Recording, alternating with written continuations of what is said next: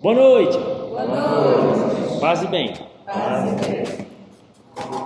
Muito bem, minha gente. Olha, na vez passada nós conversamos sobre o sofrimento, como que cada tipo do enneagrama sofre, como que ele enfrenta, como que ele vivencia o sofrimento. Hoje nós vamos conversar um pouquinho sobre aquilo que nós chamamos de janela de Johari. Já teve um encontro passado que eu só dei uma pincelada sobre. E a janela de Johari é uma forma de nós compreendermos a nossa relação com as pessoas. Na nossa vivência com as pessoas, é através dessa vivência que nós vamos tendo os verdadeiros enfrentamentos da nossa saúde mental. E a gente se percebe meio fora da caixinha em relação aos outros. Porque os outros são outros, nós podemos nos comparar a eles, nós podemos nos inspirar neles, podemos rejeitar eles, podemos nos relacionar com eles. O ser humano, ele é por excelência um ser de relação.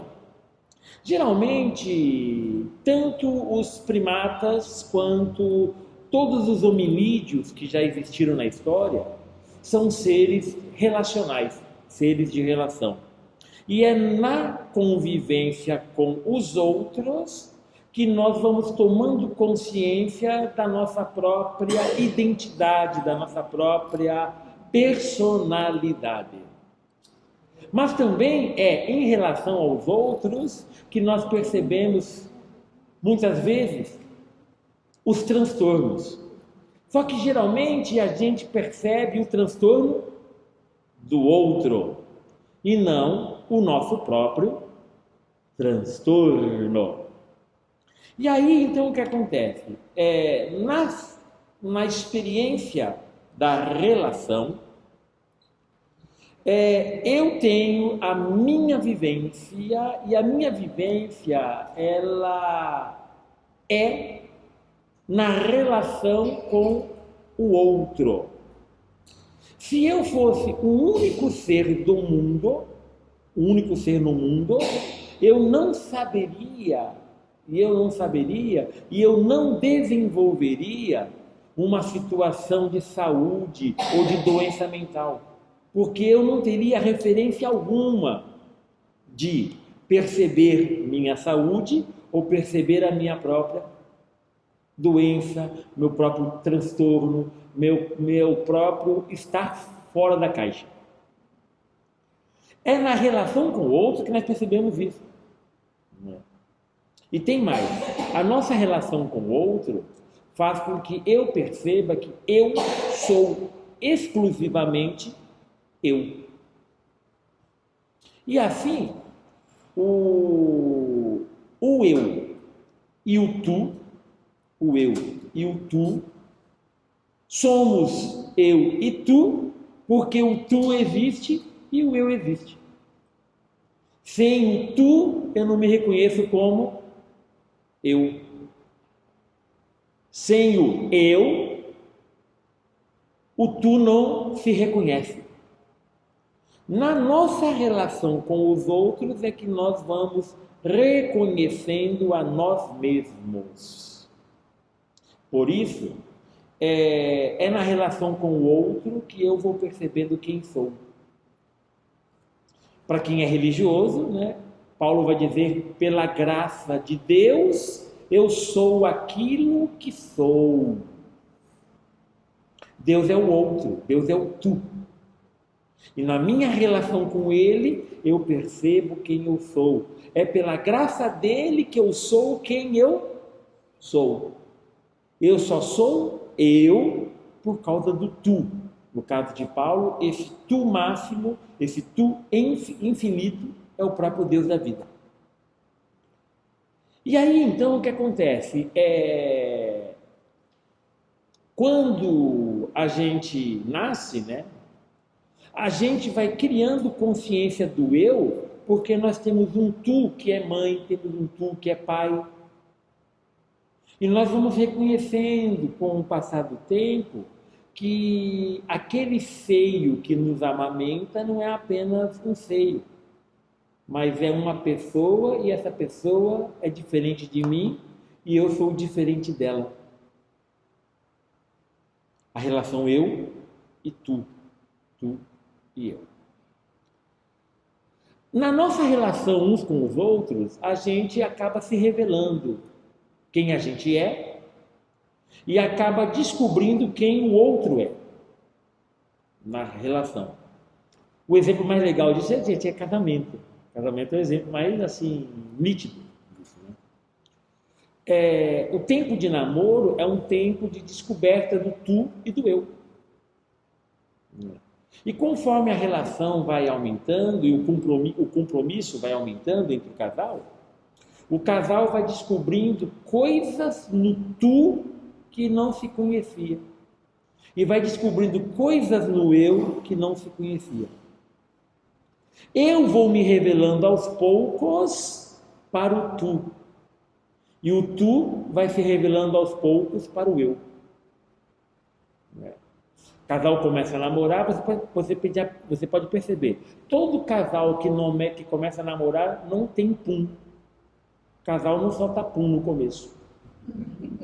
As pessoas elas são despunzadas. Elas não têm pum. Aí começa a namorar.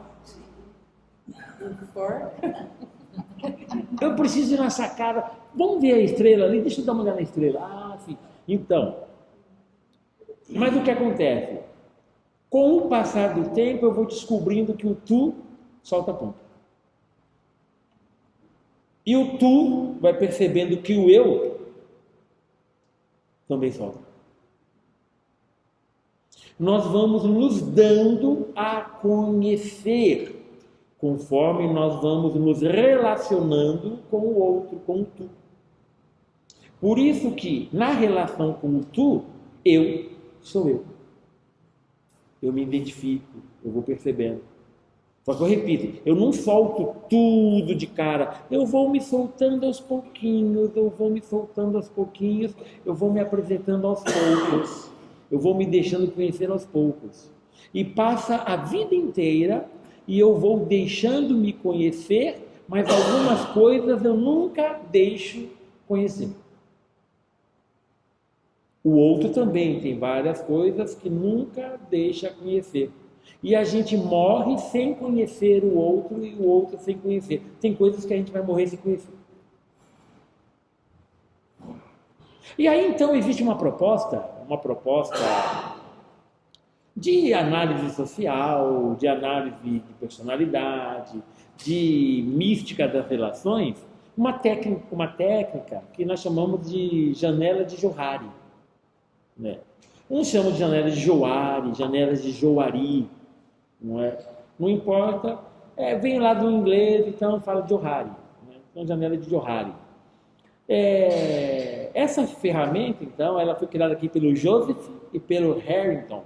Daí que fica o Johari. Então está se pegando ali, então, as sílabas dos nomes deles. Então ficou janela deles, tá? Esse conceito pode aplicar-se ao estudo das interações e das relações interpessoais em várias situações entre indivíduos, grupos, organizações. Indivíduo, eu, tu. Grupos, nós. Organização, comunidade, igreja. Nós podemos nos conhecer. E nessa busca de se conhecer, a gente conhece o outro nos conhece, mas tem coisas que a gente não conhece, tem coisas que nós não nos deixamos conhecer. Então nós vamos fazendo isso. Então, ao contemplar aí a janelinha, né? A janelinha, ela vai ter aí a linha horizontal e a linha vertical. Na linha horizontal, nós temos o conhecimento próprio. Então, nós temos aí o conhecimento próprio. E na linha vertical, nós temos o conhecimento pelos outros. Então, conhecimento próprio, eu me conhecendo e os outros me conhecendo. Então, a janela vai ser isso, né? Então, o que acontece? Nós temos um nível que é elevado e temos um nível que é reduzido. Então, nós temos um nível elevado e um nível reduzido. O nível elevado, eu conheço. O nível reduzido, não conheço. Ok? Então, nível elevado, conheço. Nível reduzido, não conheço.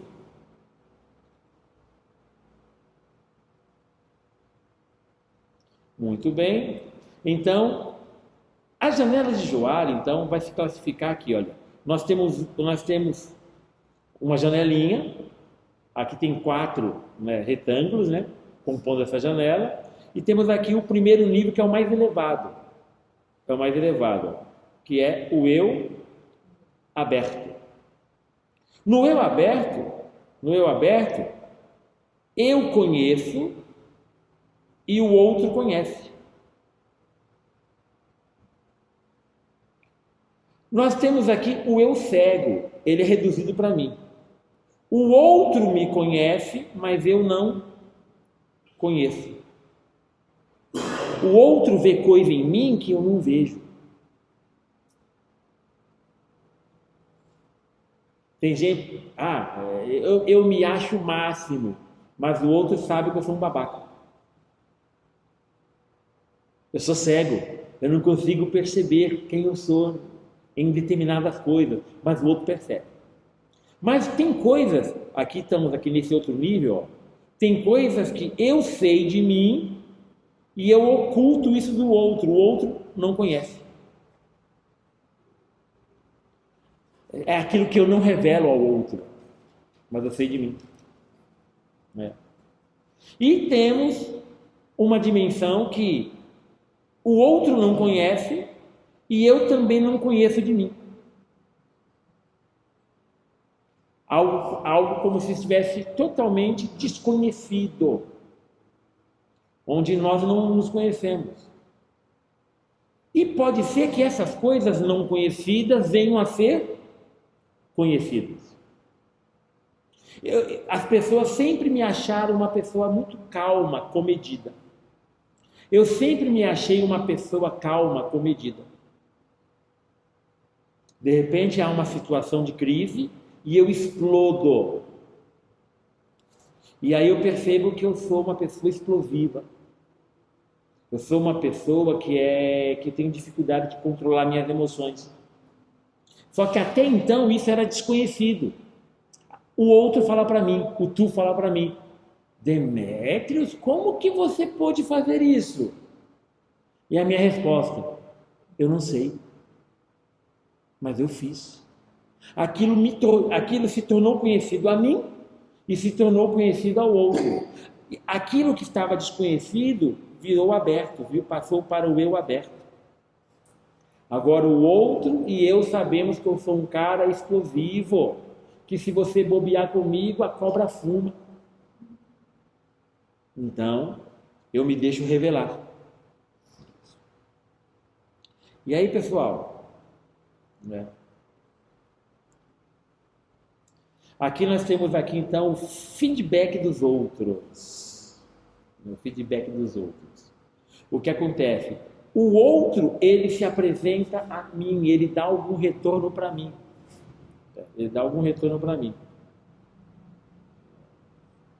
E nós temos aqui, a abertura. Eu me deixo conhecer ao outro. Se eu me deixo conhecer, a abertura é maior. Se eu não me deixo conhecer, eu oculto, a abertura é menor. O feedback é o retorno que o outro me dá. O eu aberto, o outro já me conhece, então já não há muito o que dar de feedback, de retorno. Só que o eu cego, eu não percebo, o outro percebe. Então, é importante que o outro me dê um retorno, que o outro me dê um feedback, para que eu perceba quem eu sou. A palavra do outro é importante. Mas para eu ouvir o tu, para eu ouvir o outro, eu preciso estar aberto. Aberto para acolher o que o outro tem a me dizer, a me revelar. Então, reforçando aqui, colorido, tá bom? Então, a área azul, conhecida por mim, a área amarela, desconhecida por mim. Ok? E aqui na vertical, conhecida pelos outros, e aqui desconhecida pelos outros, tá?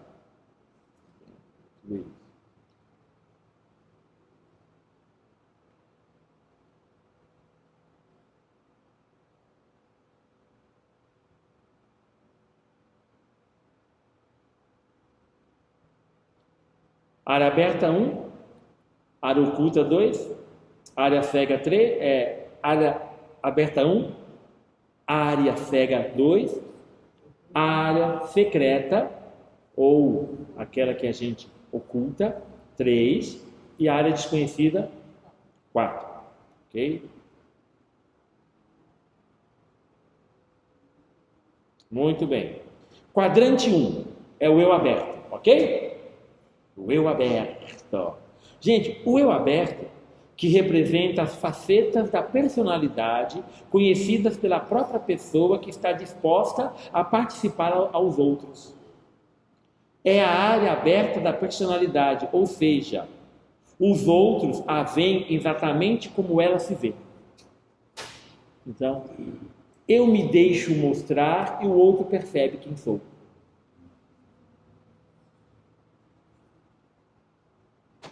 Quadrante 2, então, quadrante cego, tá? O eu cego. O eu cego, que representa a área cega da personalidade da pessoa, que inconscientemente esconde de si mesma, mas que faz parte do comportamento que comunica aos outros. São os aspectos que a pessoa não consegue perceber em si mesma, embora sejam percebidos pelos outros. Por exemplo, apesar da pessoa não admitir o fato, os outros a veem como ansiosa e notam que este aspecto reduz sua eficiência.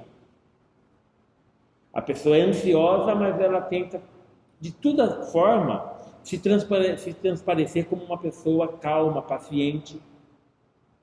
Só que não consegue, porque... E ela... Na cabeça dela, não, eu sou uma pessoa calma, paciente. Né? Mas os outros percebem, se dá um apertãozinho, a pessoa ali, o parafuso espana. Se dá um apertinho, é parafuso de alumínio, espana.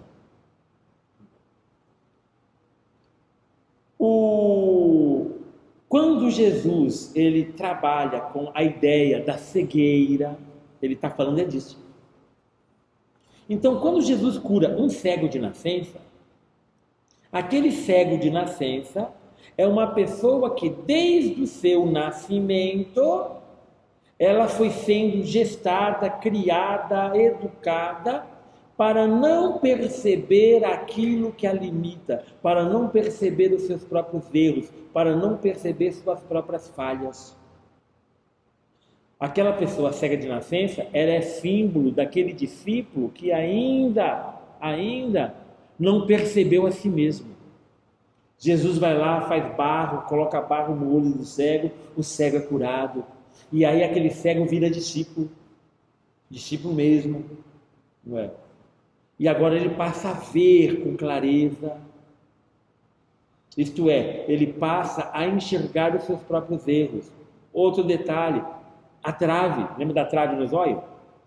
Se você quer tirar o cisco do olho do seu irmão, tire primeiro a tora, a trave, que está no seu próprio olho.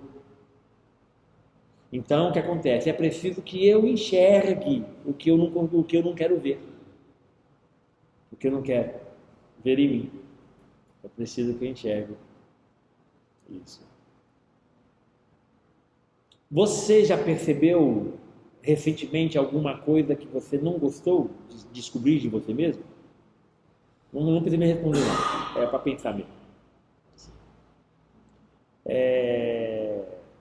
Nós temos muitas vezes isso, nós temos algumas coisas que o outro acaba ajudando a gente a enxergar. E aí, novamente, um bom exemplo se dá entre homem e mulher, entre marido e mulher. Se dá entre namorados. Não é? Chega um momento que o namorado, a namorada, precisa dizer ao outro aquilo que ela, por exemplo, não gosta no outro, aquilo que ele não gosta na outra. Chega um momento que é preciso dizer isso, porque senão a relação vai para o buraco, senão ela se torna abusiva. Então é preciso que seja dito algumas coisas. Não é? Ele grita com ela precisa falar para ele: olha, não gostei nada disso. Quando você gritou comigo, você estava pensando que era quem? Isso precisa ser perguntado. Isso precisa ser dito com clareza. Precisa ser manifestado que a pessoa não gostou. Para que o eu perceba que, nossa, por que eu fiz isso? Porque muitas vezes a pessoa, ela age assim porque ela não percebeu a si mesma. E quando ela passa a perceber a si mesma, ela começa um processo de: eu preciso me conter. E assim vai indo na caminhada. Quando um casal sofre com o ciúme de um deles, não é? Precisa ser dito. Porque a gente tem aquela ideia de que o ciúme é um tempero bom para o casamento. Não é, gente. O ciúme na sua palavra, na sua raiz, é uma palavra negativa, não é uma palavra positiva. É uma palavra... a gente quer traduzir ciúmes como zelo. Zelo é uma coisa, ciúme é outra. Nós temos que ter zelo. Temos que ter zelo. Eu estou lá com a minha esposa, no baile, tem um garnizé rodeando ela. Eu tenho que ter zelo. Poxa, eu tenho que chegando aí, cara. Aí, ô Cocó, o que está acontecendo aqui? Né? Eu tenho que, discretamente, bem, vem aqui, vem. Não é? É o zelo. Isso não é o ciúme. Não é? Aí eu estou com ela na festa, o garnizé roda ela, eu trago ela aqui e eu brigo com ela. Por que eu vou brigar com ela? É porque você deu bola para ele. Não dei nada. E eu brigo com ela. Eu não brigo com o garnizé. Eu brigo com ela. Que sentido tem isso? Isso é ciúme. E ciúme é negativo. Então a gente tem que dar o significado verdadeiro da palavra. Ciúme é um sentimento negativo e não deve ser confundido com zelo. Zelo é um sentimento positivo. Então, um é negativo, o outro é positivo. O quadrante 3 é o eu oculto. Eu sei quem sou e eu escondo isso do outro. Todos nós temos esses 4 quadrantes, né? E aqui, olha, o eu oculto, que representa os aspectos da personalidade que a pessoa conhece, mas que está consciente e deliberadamente tentando esconder dos outros. Eu estou morrendo de medo, mas vou fingir que eu sou corajoso. Eu não entendo nada disso, mas vou falar como se eu entendesse. E vou tentando esconder isso do outro. Eu estou errado, mas vou fingir que eu estou certo. Isso ainda bem que isso nunca acontece, né? É a área secreta que a pessoa tenta ocultar para proteger-se. Por exemplo, a pessoa sente-se insegura, mas tenta mostrar uma aparência de muita segurança pessoal.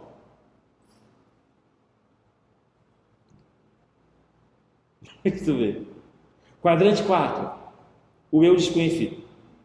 O eu desconhecido que representa as facetas da personalidade da pessoa que nem ela nem os outros conhecem ou percebem.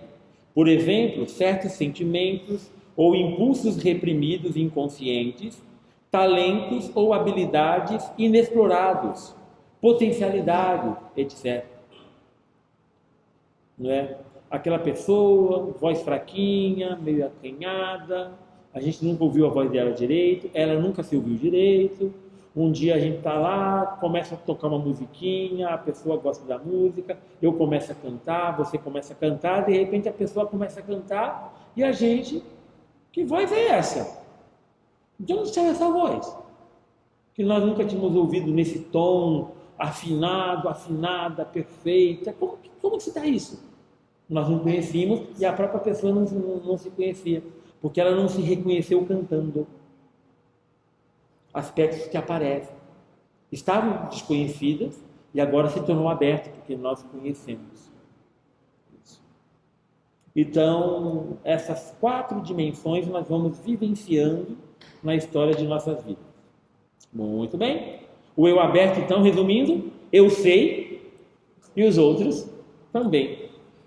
O eu cego, só os outros sabem.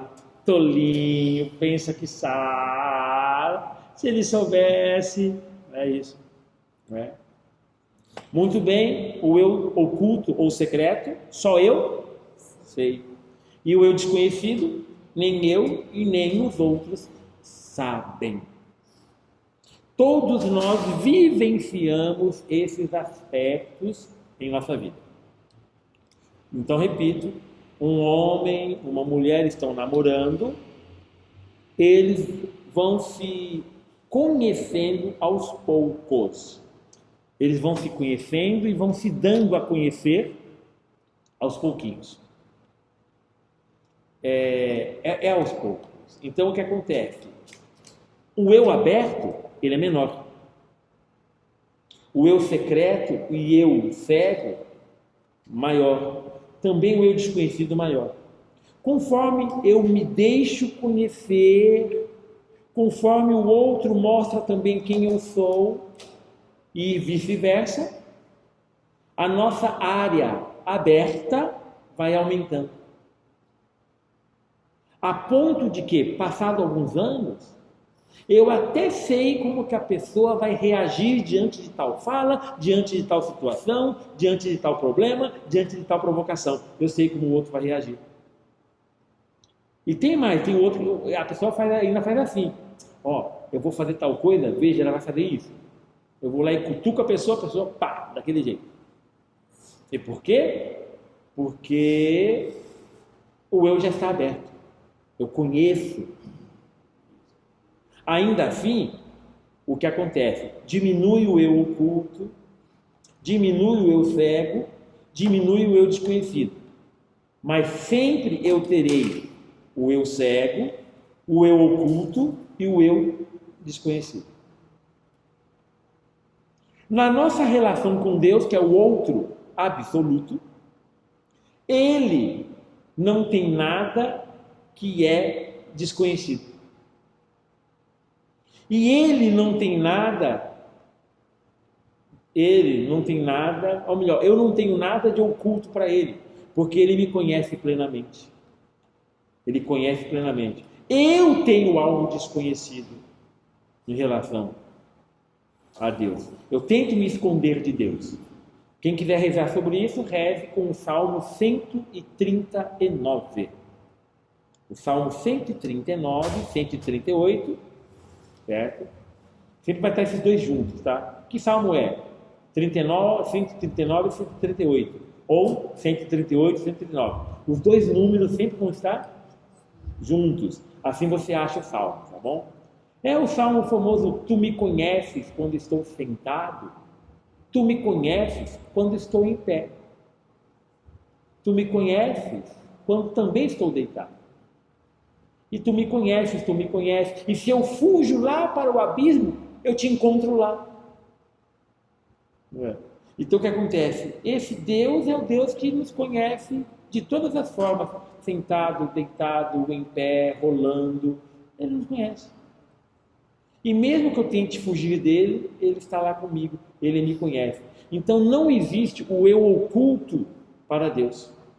Não existe o eu desconhecido para Deus. Existe para mim, mas não para ele, que é o outro, o tu absoluto. Então não existe isso.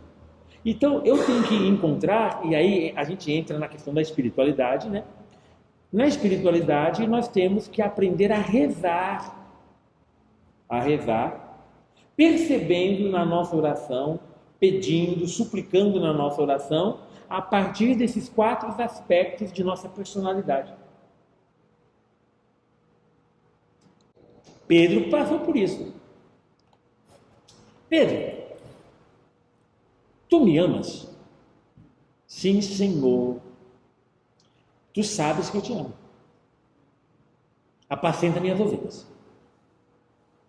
Pedro, tu me amas mesmo? Sim, Senhor. Tu sabes que eu te amo.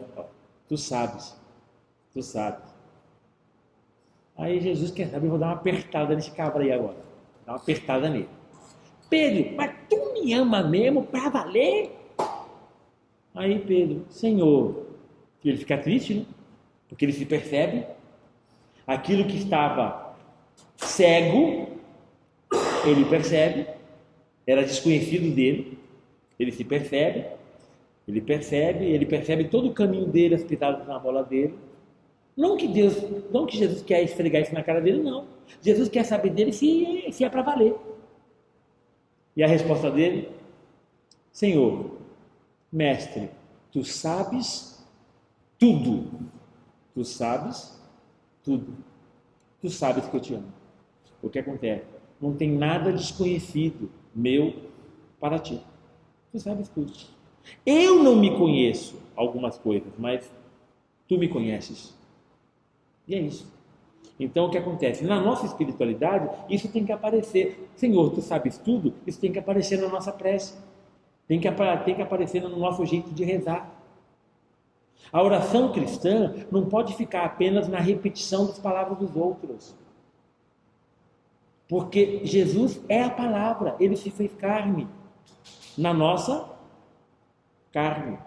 Então, o nosso jeito de rezar também se manifesta na palavra, onde ele está presente em mim. Então, eu tenho que colocar isso. Então, eu tenho que abrir o jogo.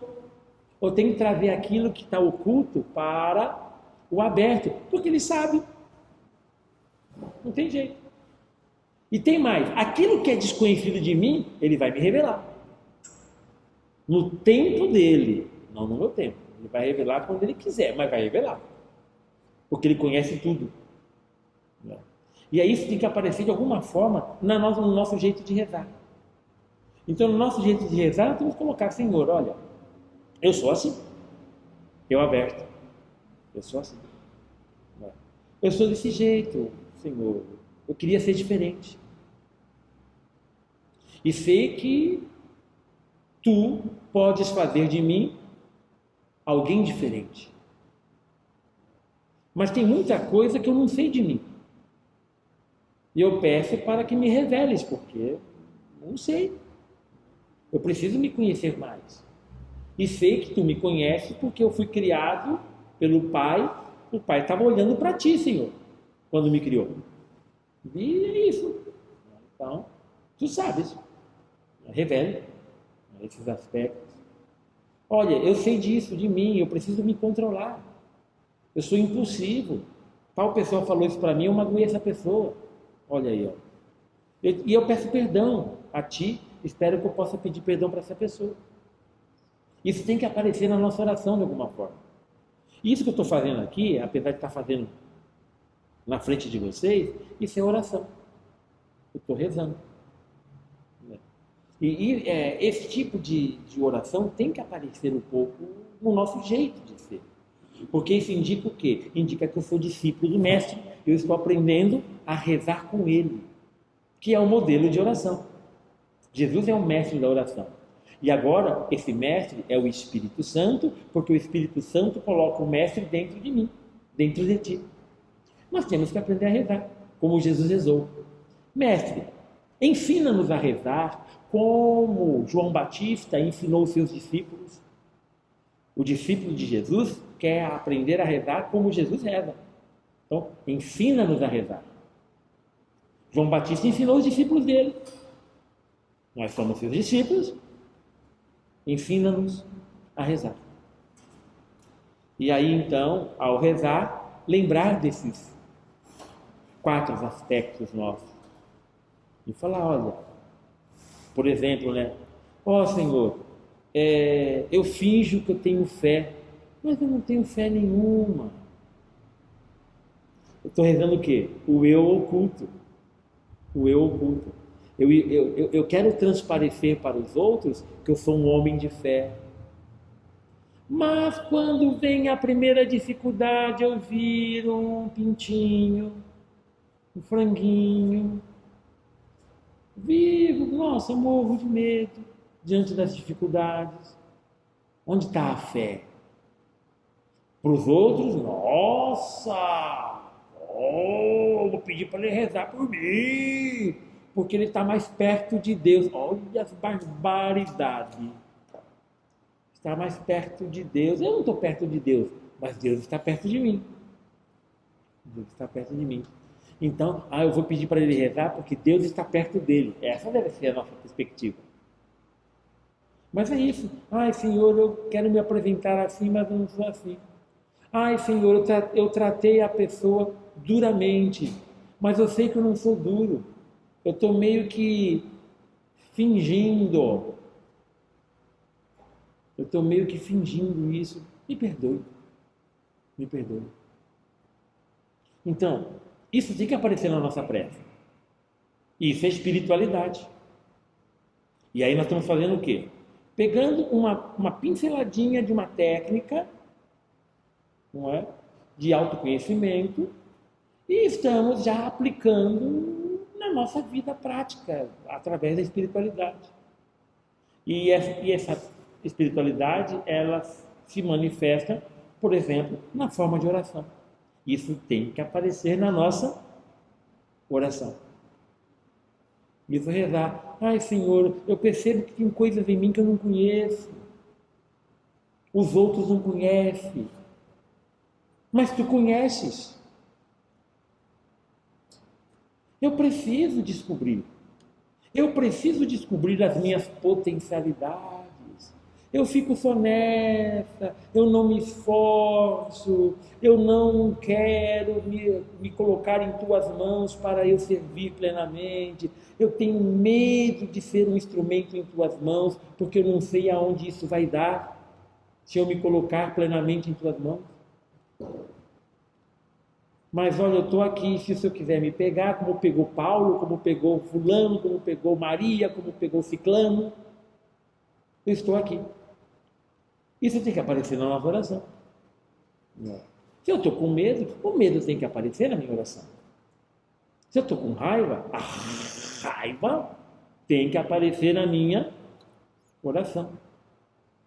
Se eu tive um desejo que fulano morresse, nossa, eu estava ali tudo, eu estou cansado, cuidando da minha mãe, cuidando do meu paizinho, estou cansado, eu estou vendo ele sofrer tanto, estou vendo ela sofrer tanto.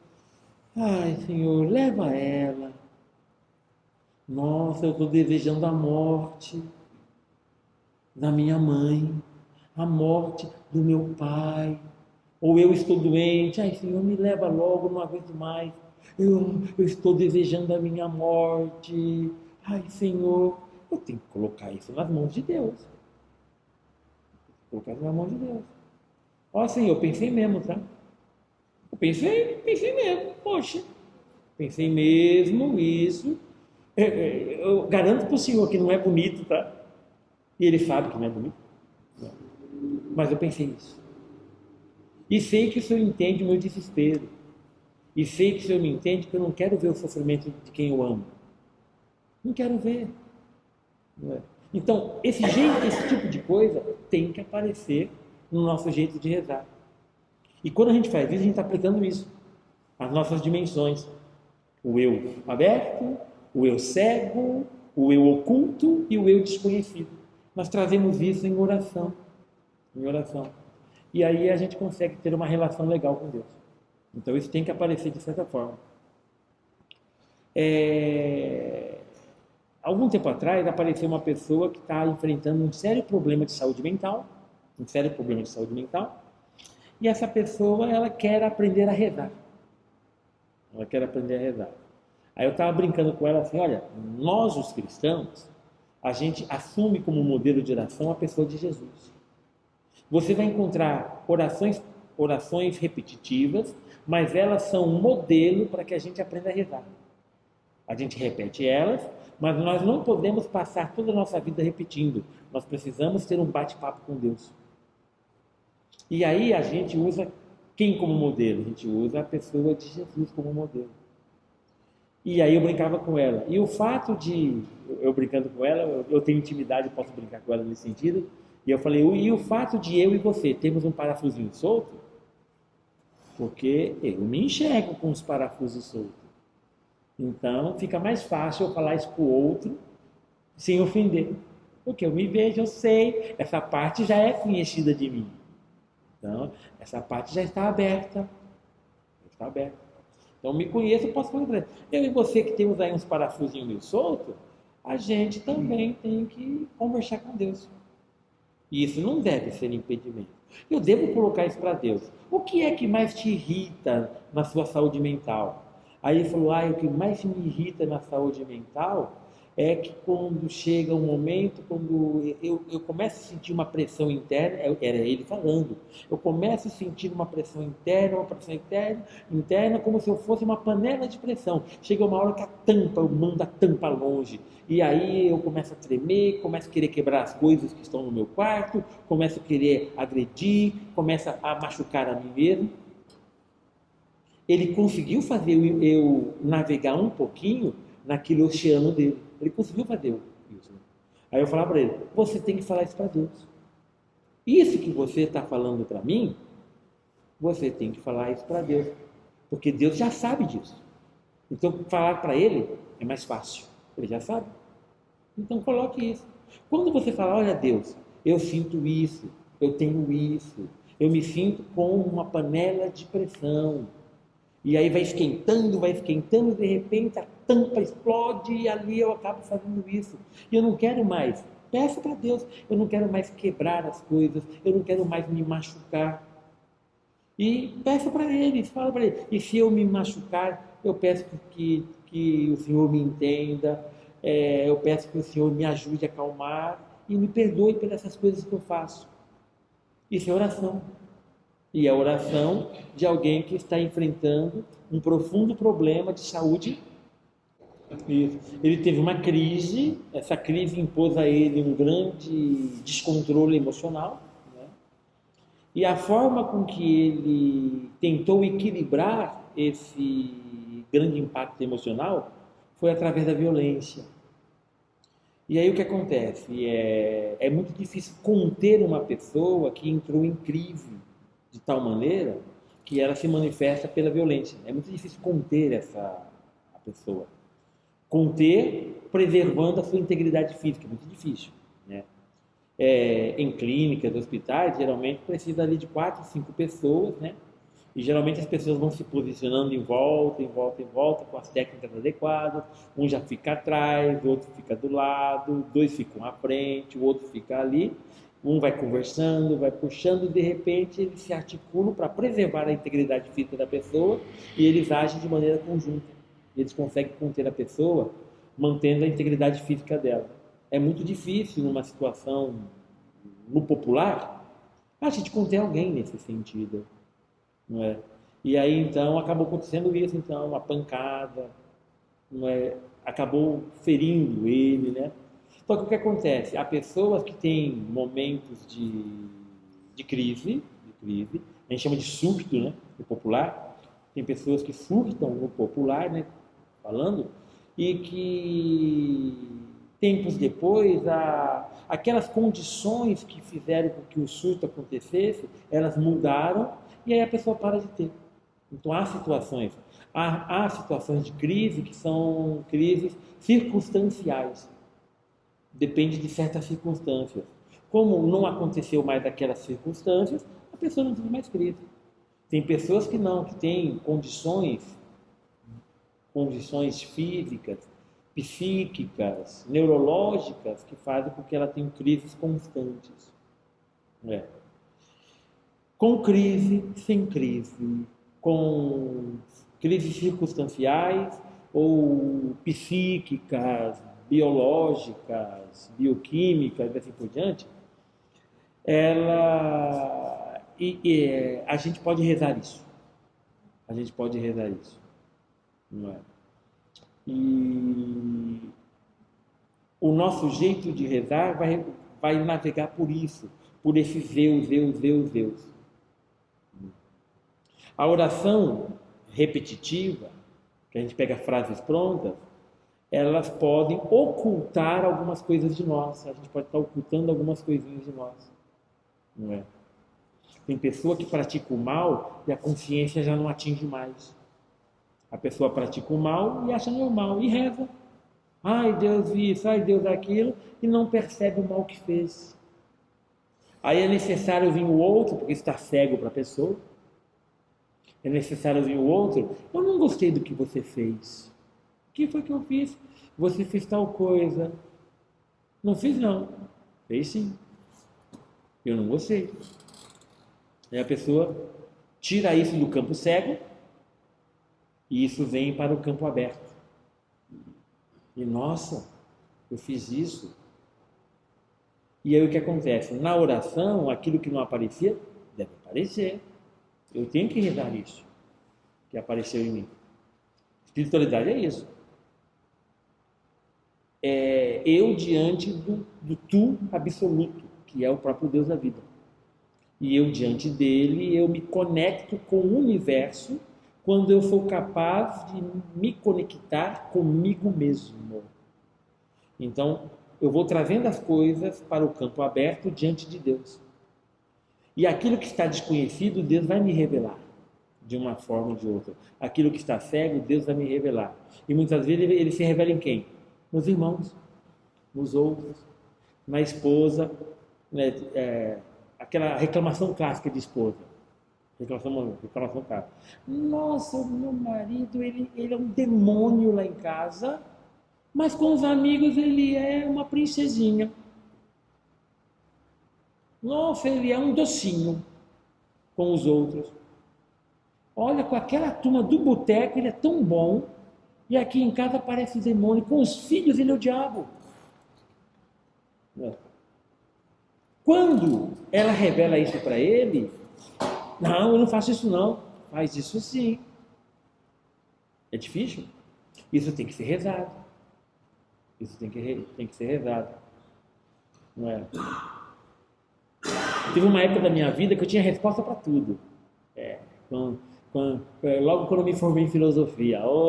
Gente, era um jovem filósofo. Não é? Nossa, me achava, hein? Eu tinha resposta para tudo. Se você perguntasse para mim naquela época, e você é testemunha que eu já falei várias vezes, se você perguntasse para mim naquela época, o que tem depois da morte? É assim, assado. Como é que eu respondo hoje? O que é que tem depois da morte? Eu sei lá. Não é? Jesus falou que é de tal forma, mas para saber tem que ir para lá. E eu não quero ir agora, então eu não vou falar para você porque eu não sei. É isso, não é? Isso. Mas chegou uma época na minha vida que nem tinha resposta para tudo. Tinha nada. Eu pensava que tinha. Lá nos meus caminhos de espiritualidade, né? Aí já um jovem diácono da igreja, né? Uma pessoa perguntou uma coisa para mim, eu respondi, umas 2 semanas depois ela voltou para mim, olha, aquilo, lembra que você me respondeu tal coisa? Lembro, foi isso, né? Isso, né? Não é isso que Deus ensina, não. Como que é? Veja tal coisa. Não é que ela estava certa? Estava certa. Falei, nossa, de fato, não. O que eu falei para você foi meu, não foi de Deus. É o que eu penso, não o que Deus pensa. E aí foi um dos meus primeiros grandes tabefes na fuça, já começando o meu ministério ordenado. Eu era diácono naquela época, né? Foi lá um tapão na fuça. Né? A outra experiência foi aquela que eu falei para vocês, nessa mesma época do diaconado, quando eu falei para vocês que eu fui fazer umas exéquias. E ali estava lá o defunto, era numa casa, e estava lá o defunto, e eu falando que, não sei o quê, porque Deus abraça, porque essa pessoa, a gente chora por ela aqui na terra, nossas lágrimas molham essa semente na terra, e ela vai ressurgir no jardim celestial, e não sei o quê, e ninguém chorando. Aí eu comecei a botar reparo aqui, botar reparo ali, ninguém estava chorando. Estou falando bobagem aqui. É duro a gente tomar essa consciência. Estou falando bobagem aqui. Preciso conhecer mais a realidade. Terminei, me toquei, terminei, fiz lá. Vamos tomar um café? Ele me chamava de padre, já me chamava de padre. Vamos tomar um café, padre? Vamos. Aí eu sentei lá no fundo da casa, o pessoal ficou lá na sala, no velório. Aí fomos lá, cozinha, e ela falou assim, eu pedi tanto para Deus levar meu marido embora. E ele levou. Deus é bom. Olha, padre, vou te falar uma coisa. Esse meu marido fez tal coisa. Com esse menino aí, ó, ele fez tal coisa. Nossa, é com minha filha fez tal coisa. Eu estava quase colocando a roupa de padre de novo e voltando lá e falar para ele, ó, caboclo, o que eu falei antes não é não, tá? É para baixo que tu vai, assim. Só que eu não tenho poder de saber para onde a pessoa vai.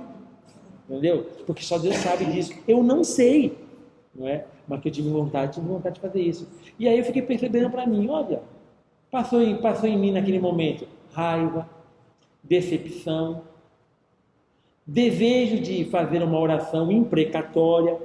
A oração imprecatória é aquela oração de maldição. Eu tive esse desejo.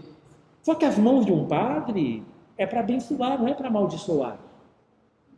E isso me fez assim. Então o que aconteceu? Nessa época, um monte de coisa desconhecida ou cega passou a ser conhecida por mim. Falei, o bicho pegou. Então, assim, na espiritualidade, esse tipo de coisa acontece, esse tipo de coisa aparece, e nós temos que perceber isso, Janela de Joalho. Esses slides eu vou mandar para vocês daqui a pouco. Se você quiser guardar, eu vou mandar para vocês daqui a pouco. Vocês preferem que eu mande em PowerPoint ou em PDF? Vocês preferem? PDF é melhor? Certo. Então eu converto e mando em PDF para vocês, tá? Mas dizer para vocês, as janelas de Joalho, então, se a gente gravar isso, temos uma área aberta, eu conheço, sou conhecido, uma área cega, eu não conheço, mas sou conhecido, uma área oculta, eu conheço e não deixo o outro conhecer, e uma área desconhecida, eu não conheço e nem o outro conhece.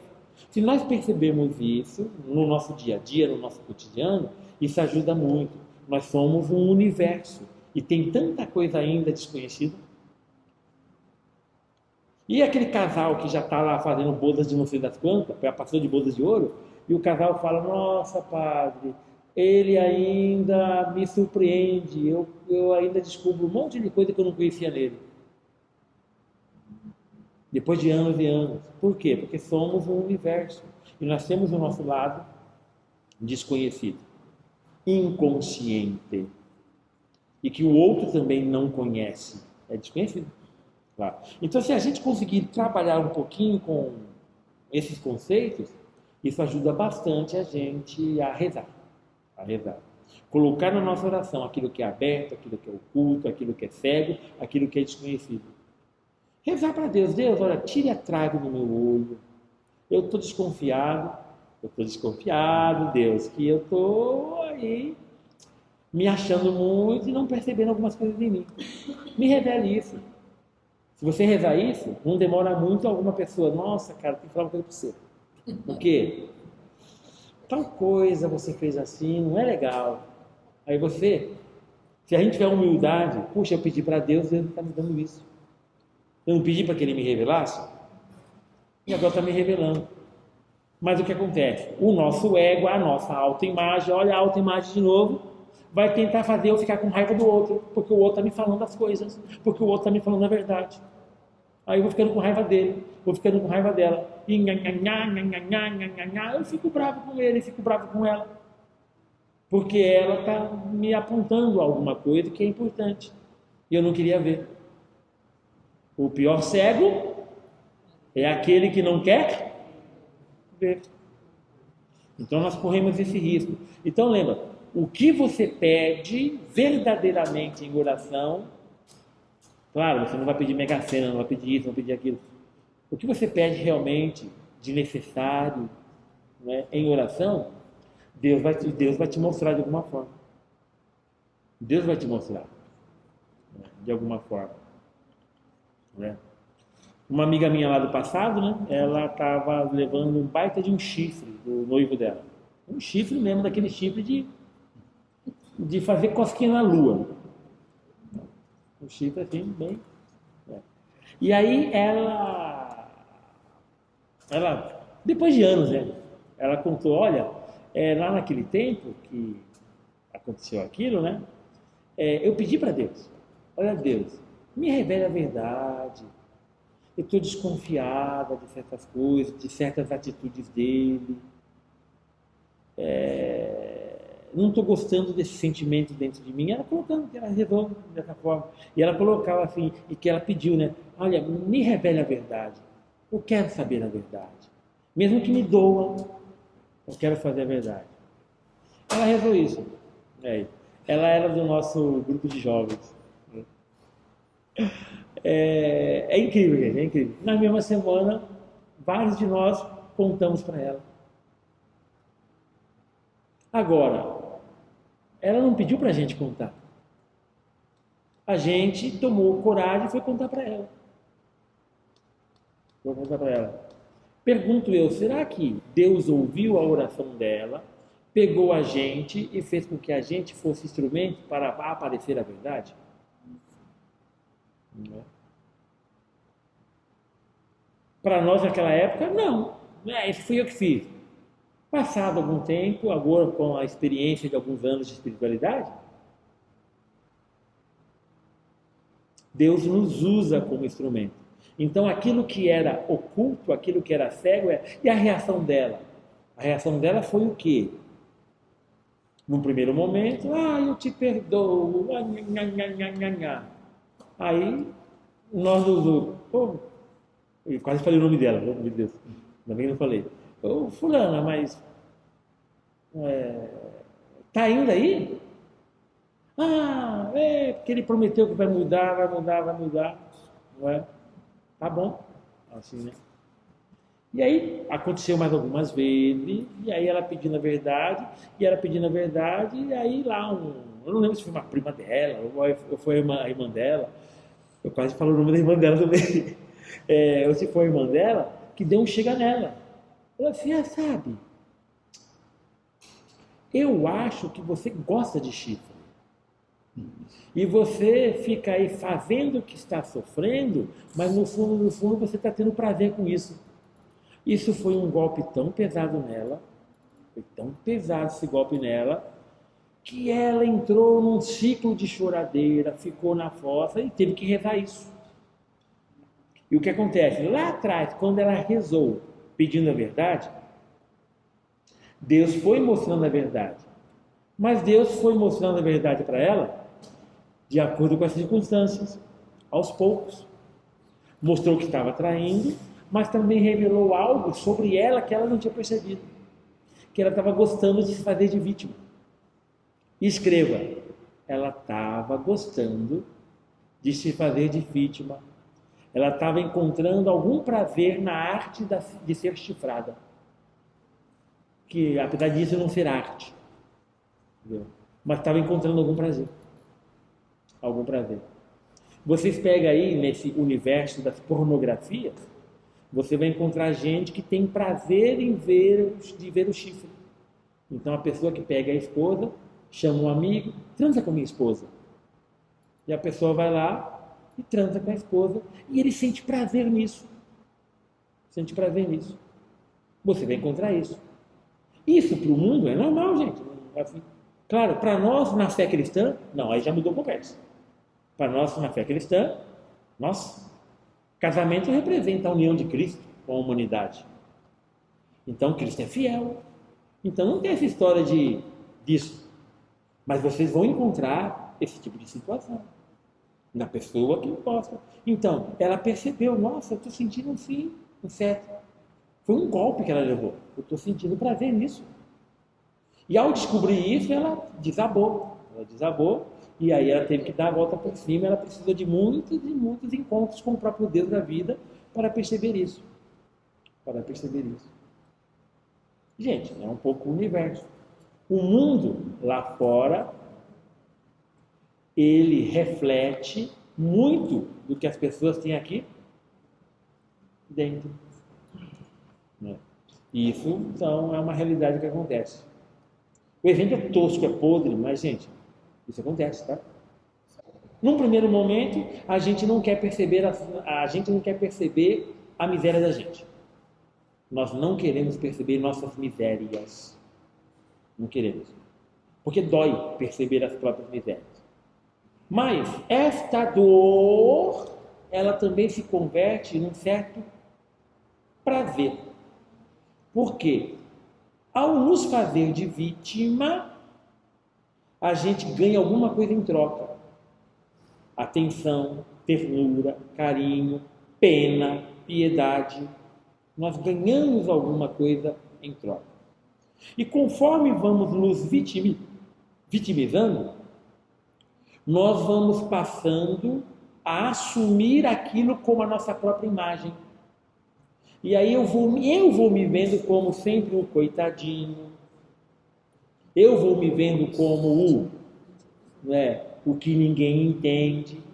E aí volta aquela outra dimensão que se colocou, porque eu não quero ver que eu crio problema, que eu não assumi as coisas que eu devia ter assumido, que eu devia ter tomado as rédeas da minha vida na minha mão, mas eu dei as rédeas para os outros assumirem.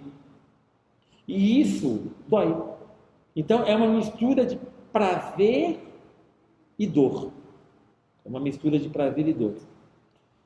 E com isso eu vou me ocultando e vou deixando de ser quem eu sou para ser aquilo que a minha autoimagem quer que eu seja.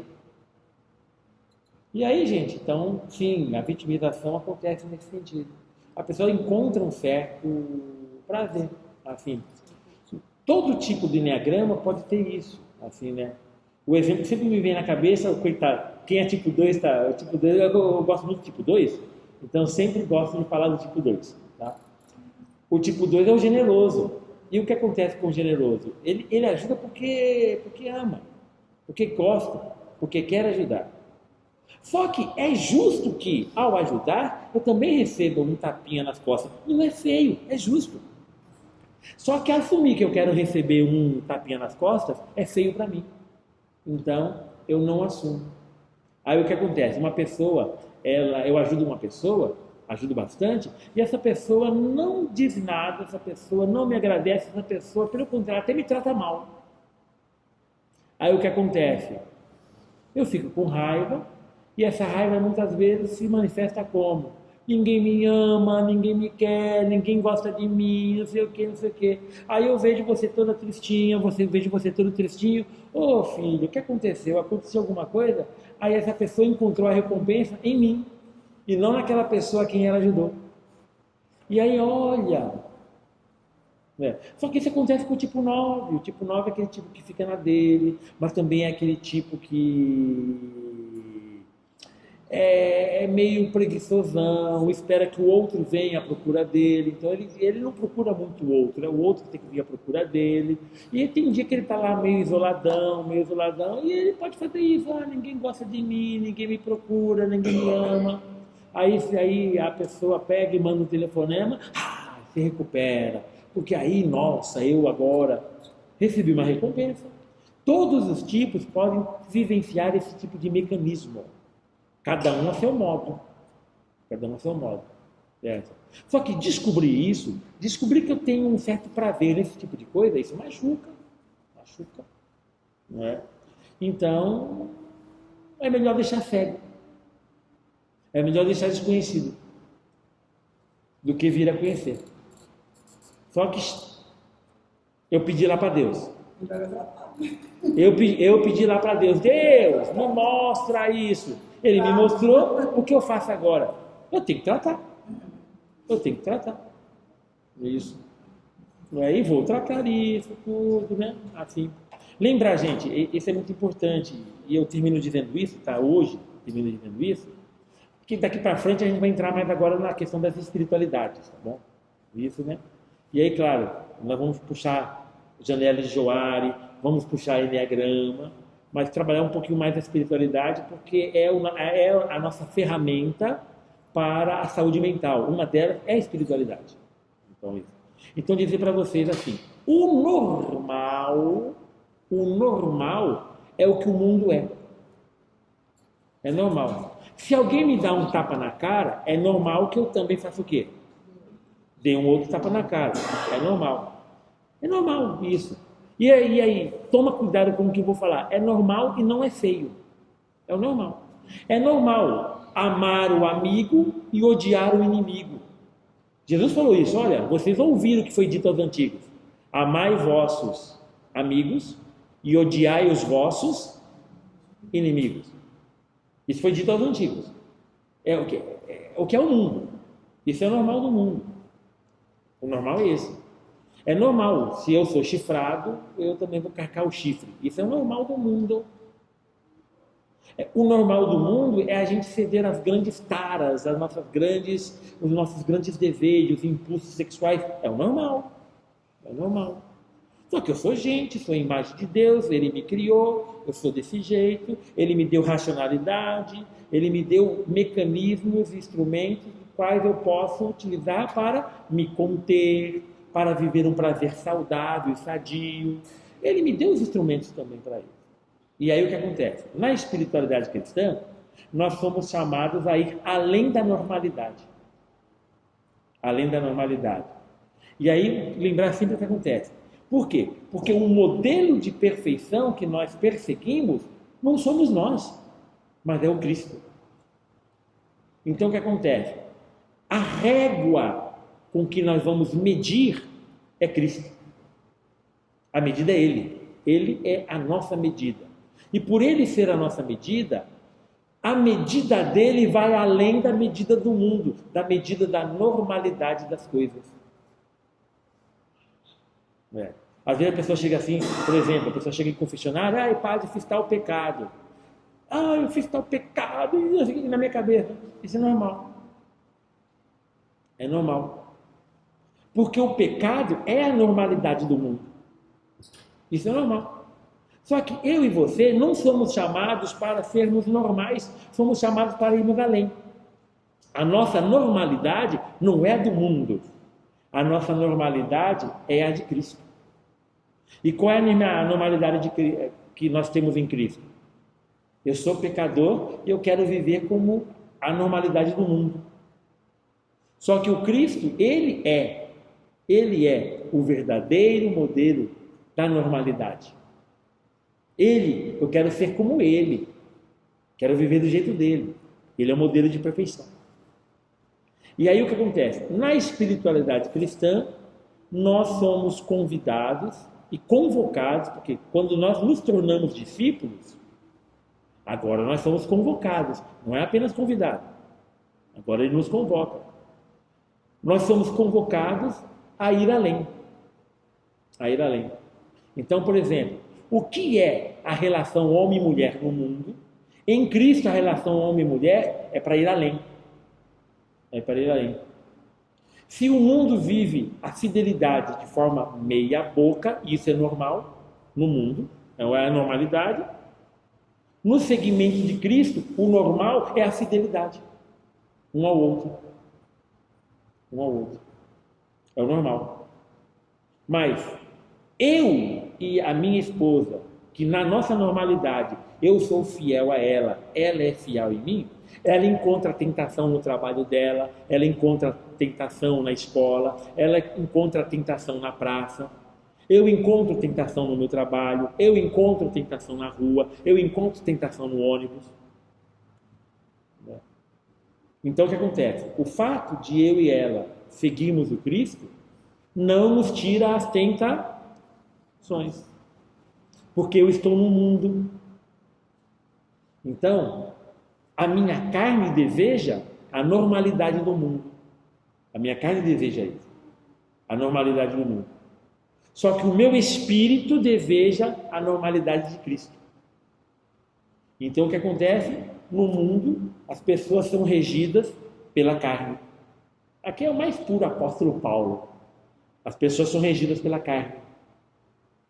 Só que no segmento de Jesus, queremos ser regidos pelo Espírito. Por isso Jesus disse, quem nasce da carne é carne. Quem nasce do Espírito é Espírito. Nós queremos nos reger pelo Espírito. Então o Espírito, ele vai conter a carne. Então a gente vai ter um pouco essa coisa meio de não ceder a todos os desejos, não ceder a todos os impulsos, porque o nosso desejo maior é ser como Cristo.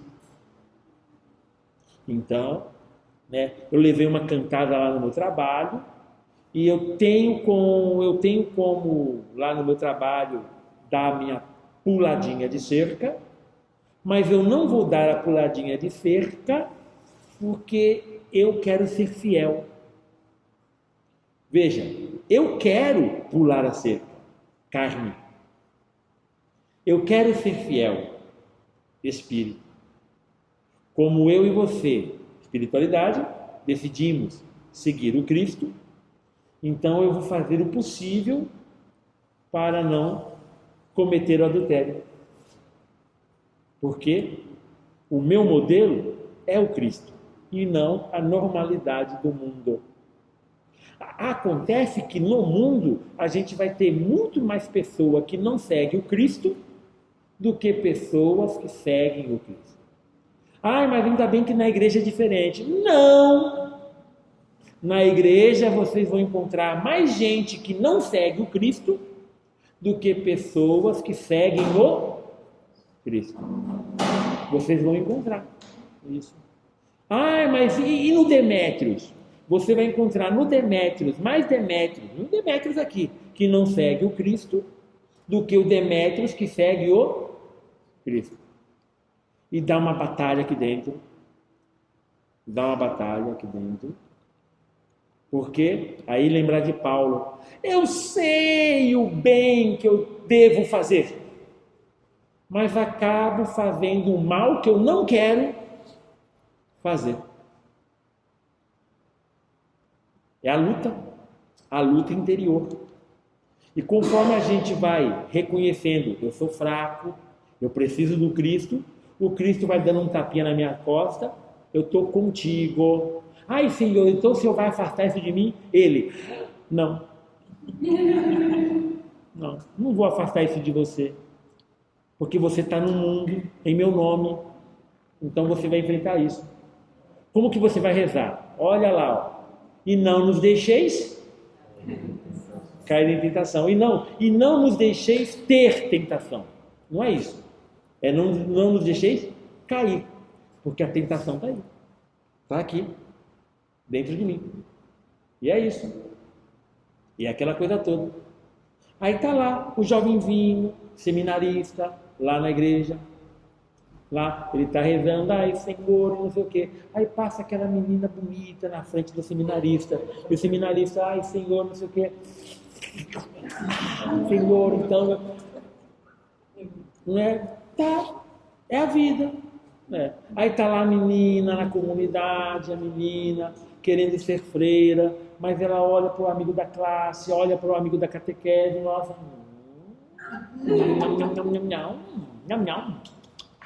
Então, o que está? É a vida. Ele não vai nos tirar disso. Porque é nesse contexto que a gente vai decidindo. Olha, eu quero ficar com Cristo, tendo ao lado alguém que quer ficar com Cristo também. Eu quero ficar com Cristo, com a comunidade, sem ter alguém ali compartilhando disso comigo. Como que eu quero seguir o Cristo? É nessa vida que a gente vai definindo isso. E por isso, aí junta dois ali, junta dois lá, junta dois aqui, vão vivendo. Mas juntam aqui, juntam ali, que vai viver de uma outra forma. Não é? Isso. Então lembrar, nós não, no mundo, a normalidade é isso que nós encontramos aí, tá? Nós encontramos aí. Só que nós somos chamados a viver um outro tipo de normalidade. E aí lembrar aquele conceitinho, né, do sobrenatural. O que é o sobrenatural? É aquilo que se apoia no natural, mas vai além do natural. É natural que eu sinta desejo sexual. É natural que eu tenha raiva. É natural que eu queira enforcar você na torre da Santa Luzia, lá no terceiro sino, no nosso terceiro sino. É normal. É normal isso. Isso é normal. Só que é a normalidade do mundo. É normal isso. Eu estou no mundo, eu sinto isso. E aí o que acontece? Senhor, não está dando não. Eu tenho esse desejo. Eu tenho tal coisa. Como que eu vou vivenciar isso? E aí, na normalidade da vida, nós vamos descobrindo a normalidade de Cristo, que vai além. E na normalidade de Cristo, a gente vai sendo moldado por Ele. Porque nós não temos força de nos moldar a nós mesmos. Ele vai nos moldando aqui, moldando ali, vai pegando ali o Demétrio, vai colocando aqui, tudo. Olha o Demétrio daqui, vou dar para ele assim um cabeção desse tamanho, uma barrigona desse tamanho, e vou dar um coração desse tamanho aqui para ele, né? E vou dar para ele também uma doencinha aqui, uma preguicinha ali, uma confusãozinha desse tamanho aqui, não é? E assim ele vai ser desse jeito. Ele vai dando a gente do nosso jeito, ele vai dando as respostas. Só que para isso nós precisamos de oração sincera. E a oração sincera, então, colocar aqueles aspectos que a janela de Johari vai nos ajudando a descobrir. Combinado? Gente, esse é um pouco bate-papo hoje, tá bom? E aí vocês vão perceber que daqui para frente, vamos agora começar a mexer um pouco nessa terra da espiritualidade, com a nossa ferramenta, olhando o Enneagrama, olhando a janela de Johari e outras técnicas que eu vou trazendo aqui para vocês, nós vamos trabalhando isso. Combinado? Certinho.